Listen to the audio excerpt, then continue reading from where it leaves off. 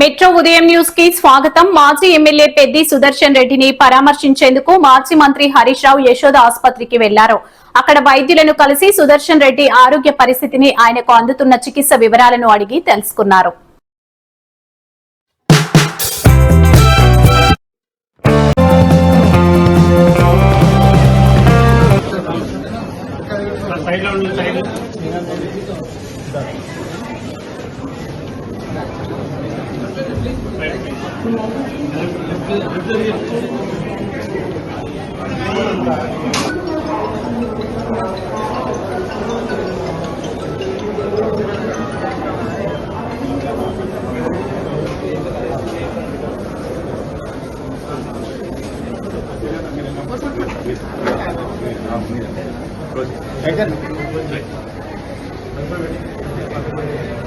Venkata